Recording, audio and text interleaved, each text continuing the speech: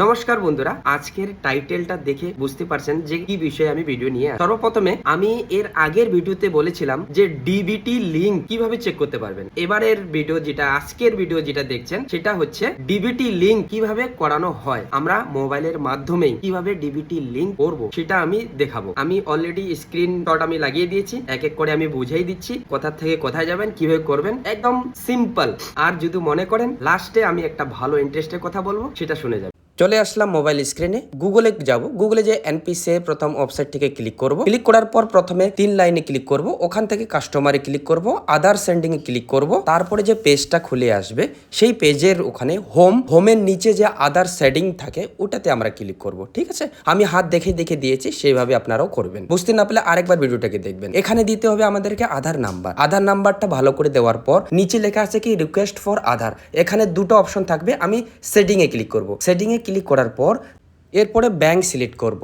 Bank বলতে আমি কোন ব্যাংকে ডিবিটি লিংক করাতে চাই। আমি এসবিআই করাতে চাই, তো আমি এসবিআই সিলেক্ট করব। আপনাদের যেটা ব্যাংকে ডিবিটি লিংক করাতে চান সেটা সিলেক্ট করবেন। ঠিক আছে, এবারে সেটিং টাইপটা 3টে টাইপ থাকে। সেটা হচ্ছে একটা ফ্রেশ হচ্ছে নতুন করে ডিবিটি লিংক করছেন তো 1 নাম্বার করবেন। আর একই ব্যাংক আছে দুটো, সেটা একটাতে ডিবিটি আছে অন্যটাতে করাবেন, সেটা 2 নাম্বার। আর আমারটা আছে এক ব্যাংকে ডিবিটি লিংক করা আছে, আমি অন্য ব্যাংকে করব, সেটা 3 নাম্বার। তাহলে আমি 3 নাম্বারটা সিলেক্ট করলাম। এখানে আমাকে ব্যাংকের নাম্বারটা বসাতে হবে, যে ব্যাংকে আমি ডিবিটি লিংক করাবো। 2বার করতে হবে, একবার কনফার্ম করতে হবে। ঠিক আছে গাইস, তো আমার চ্যানেলে যারা সাবস্ক্রাইব এখনও করেননি অবশ্যই সাবস্ক্রাইব করবেন। ঠিক আছে, তো গাইস এরপরে একটা দেখবেন একটা ছোট বক্স আছে, সেই বক্সে ক্লিক করে নিচে আসবো। নিচে আসার পর ওখানে একটা ক্যাপচা আছে, সেই ক্যাপচাটাকে ভালো করে দেখে দেখে ভরতে হবে। আর ওখানে একটা তীর চিহ্ন আছে গাইস, যদি ক্যাপচাটা বুঝতে না পারো ওখানে আরেকবার তীর চিহ্নের মধ্যে ক্লিক করতে পারো, ক্যাপচাটা চেঞ্জ হয়ে যাবে।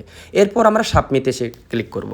এরপরে টার্ম অ্যান্ড কন্ডিশন আছে, ওখানে নিচে গিয়ে এগ্রি অ্যান্ড কনফার্মে ক্লিক করতে হবে। তো একটা জিনিস ধ্যান দেবেন গাইস, সময় থাকে 8 মিনিট। 8 মিনিটের মধ্যে আমাদেরকে এই ডিবিটি লিঙ্কটা কমপ্লিট করতে হবে। যদি 8 মিনিট বেশি হয়ে যায় তাহলে আমাদেরকে আবার নতুন করে করতে হবে। তো এখানে আরেকবার ওটিপি আসবে, সেই ওটিপিটাকে আমাদেরকে কনফার্ম করতে হবে। তো গাইস মনে রাখবেন আমাদের এই প্রসেসটা 8 মিনিটের মধ্যে কমপ্লিট করতে হবে। ঠিক আছে, এখানে প্রপআপ মেসেজ আসবে, সেই প্রপআপ মেসেজটা আসবে যে আমাদের গ্রামীণ ব্যাংক থেকে যে ব্যাংকে করাতে এসেছে তার নাম থাকবে, সেটাকে কনফার্ম করতে হবে। ঠিক আছে, কনফার্ম করার পরেই আমাদের একটা রেফারেন্স নাম্বারও আসবে। যদি রেফারেন্স নাম্বার আসে তাহলে খুবই ভালো, ওখান থেকেই তুরন্ত সাকসেস হয়ে যায়। সাকসেস হওয়ার পরেই এখানে দেখা যাচ্ছে গ্রামীণ ব্যাংক থেকে আমার স্টেট ব্যাংকে ডিবিটি লিংক করা হয়ে গেছে। এত সিম্পল প্রসেস গাইস, বুঝতে না পারলে আরেকবার ভিডিও দেখবেন। আর ভিডিওটা ভালো লাগে তাহলে অবশ্যই শেয়ার করবেন বন্ধুদের সঙ্গে। চ্যানেলটিতে নতুন হলে সাবস্ক্রাইব করতে ভুলবেন না।